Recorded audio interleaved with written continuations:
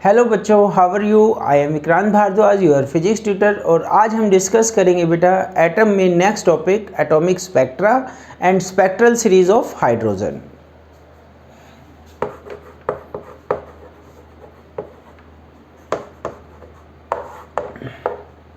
Firstly we discuss atomic spectra.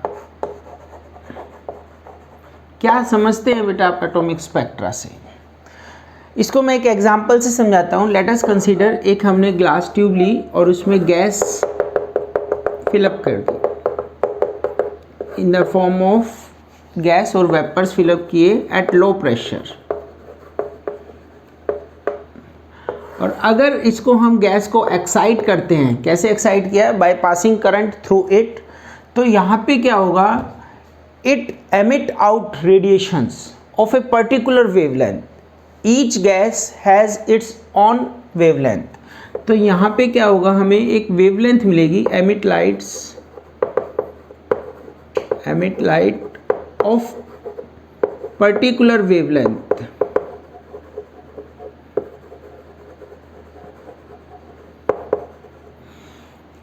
अगर किसी दूसरी गैस को रखते हैं तो वो दूसरी वेवलेंथ की लाइट को एमिट आउट करेगा। क्योंकि यहाँ पे लाइट एमिट हो रही है, इस वजह से ये जो स्पेक्ट्रा है बेटा, इसको हम बोलते हैं line emission spectra. Line emission spectra.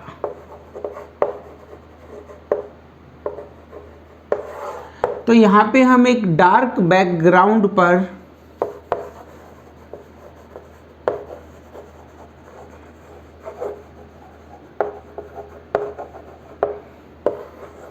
Bright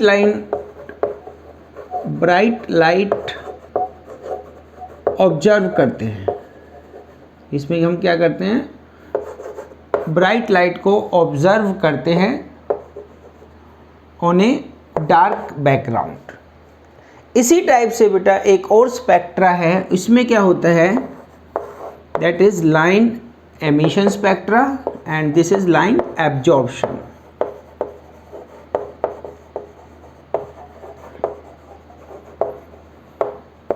अगर मान लीजिए हमने सेम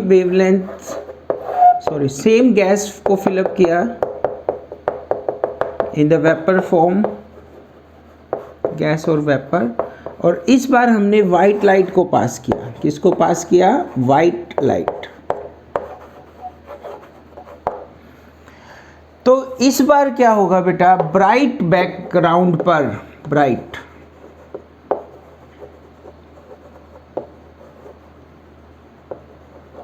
हमको कुछ डार्क लाइंस मिलेंगी। वी ऑब्जर्व डार्क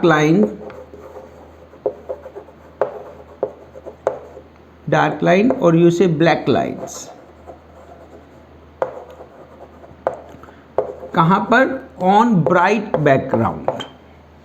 अब हुआ क्या इसमें? देखिए, फॉर एग्जांपल यहाँ पे मैंने सोडियम कंसीडर कर ली in vapour form, sodium.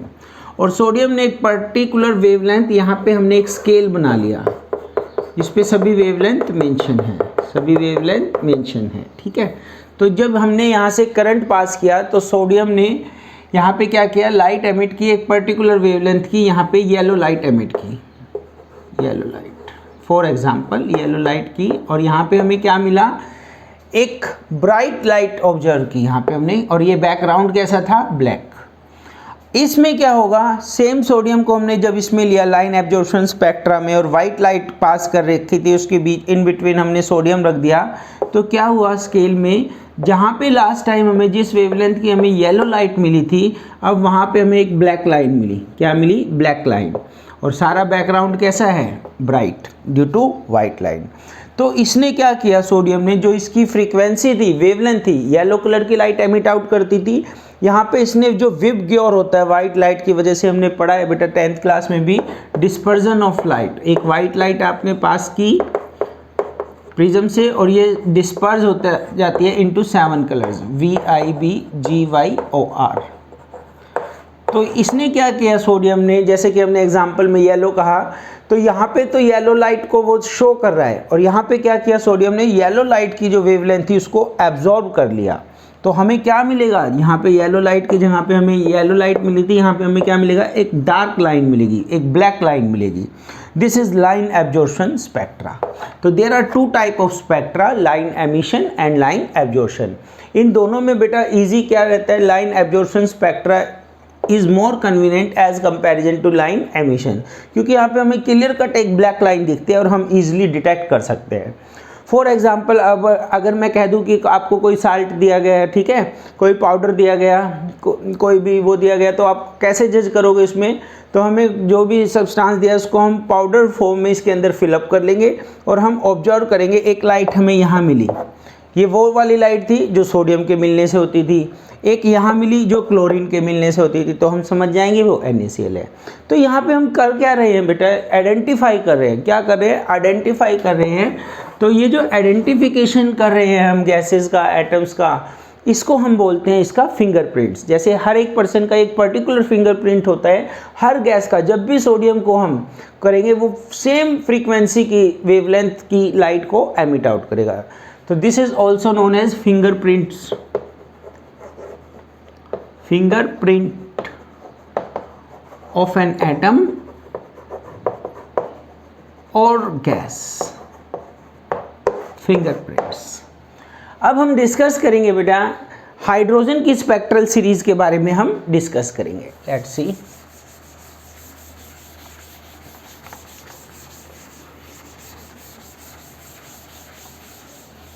Spectral series for hydrogen.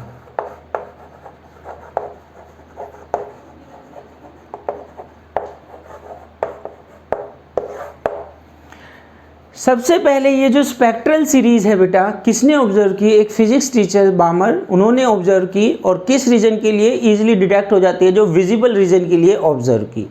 तो उन्हें किस टाइप का स्पेक्ट्रा मिला? यहाँ पे एक ब्लैक लाइन मिली, उसके कुछ टाइम के कुछ डिस्टेंस पे फिर से एक मिली, फिर एक डिस्टेंस पे मिली, और लाइक दिस, इस टाइप से उन्हें ब्लैक लाइंस ऑब्जर्व की हुई ऑन ए ब्राइट बैकग्राउंड।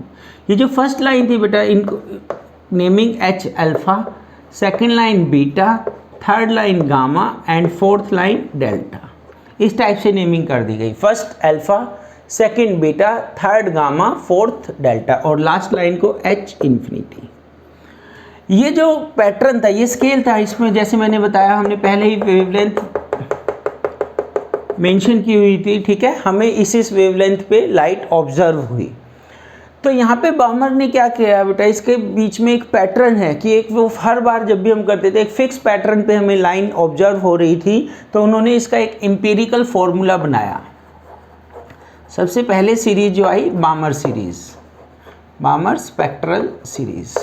क्या एम्पिरिकल फॉर्मूला बना बेटा? 1/λ is equal to R 1/2 square minus 1/n square. अब n क्या होगा? n ऑलवेज 2 से बड़ा होगा, 2 + 1 से स्टार्ट होगा, मीन्स n की वैल्यू क्या होगी? 3, 4, 5 and so on. And this is the empirical formula, this is the relation pattern. तो यहाँ पे अगर मैं n की वैल्यू 1 तो ले नहीं सकते, 0 नहीं ले सकते, 2 नहीं ले सकते, 3 से स्टार्ट होगी।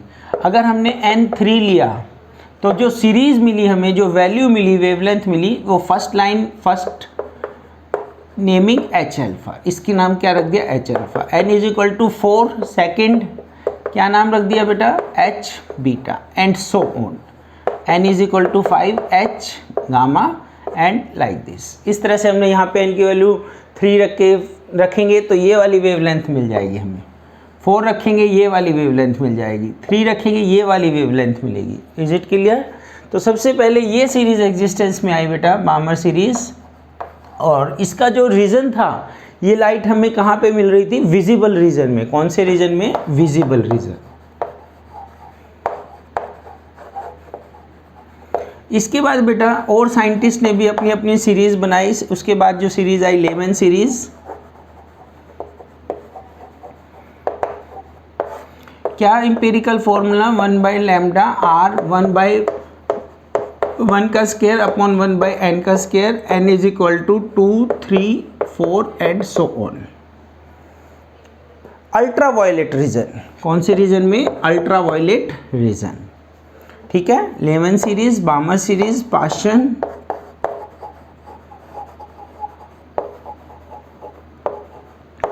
1 by lambda is equal to R 1 by 3 का स्केयर। देखो फर्स्ट वन ये सीरीज होती है, 1 याद रखने के लिए, series second and then third, इसके बाद तो ठीक है। पर ये हमारी फर्स्टली इन्वेंट हुई थी, सबसे पहले इन्वेंट हुई, इसलिए मैंने इसको आपको पहले बताया। 1 अपॉन अब 3 का 3 से ग्रेटर, तो n की वैल्यू क्या होगी बेटा, 4 से स्टार्ट होगी, 4 5 6। और ये जो सीरीज़ है बेटा Paschen series, that is infrared reason. कौन से रीजन में है, इंफ्रारेड। सबसे ज़्यादा अल्ट्रावायलेट, पहला रीजन देखो अल्ट्रावायलेट, विजिबल, विजिबल में रेड, रेड के बाद इंफ्रारेड, ब्रैकेट सीरीज, और last one is fund series, P silent है, फंड सीरीज। तो यहाँ पे भी जो फॉर्मूला बना 1 by lambda R, fourth series है तो 4 का स्क्वायर, 1 बाई n का स्क्वायर। बताइए n की वैल्यू क्या होगी, 4 से ग्रेटर से स्टार्ट करेंगे, 5 6 7, अगेन इंफ्रारेड रीजन। और यहाँ पे ये जो सीरीज़ है बेटा fund series, 1 by lambda R, 1 by fifth series है 5 का square, 1 by n square. n की वैल्यू इस बार 5 से ग्रेटर, 6 7 8 एंड सो ऑन। तो इस टाइप से बेटा these are the spectral series. सबसे पहले सीरीज कौन सी एग्जिस्टेंस में आई, बामर सीरीज। एक फिजिक्स टीचर ने इसको इन्वेंट किया, और ये जो पैटर्न था इसका empirical formula is this, lambda is the wavelength and R, where R is Rydberg's constant,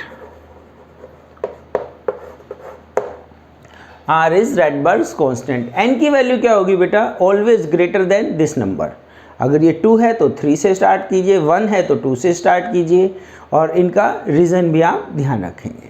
आज हमने डिस्कस किया बेटा एटॉमिक स्पेक्ट्रा। एटॉमिक स्पेक्ट्रा क्या है, पहचान किसकी, एटम्स की, गैस की, ठीक है। It is also known as fingerprints of atom and then spectral series for hydrogen atom. Thank you very much, have a nice day.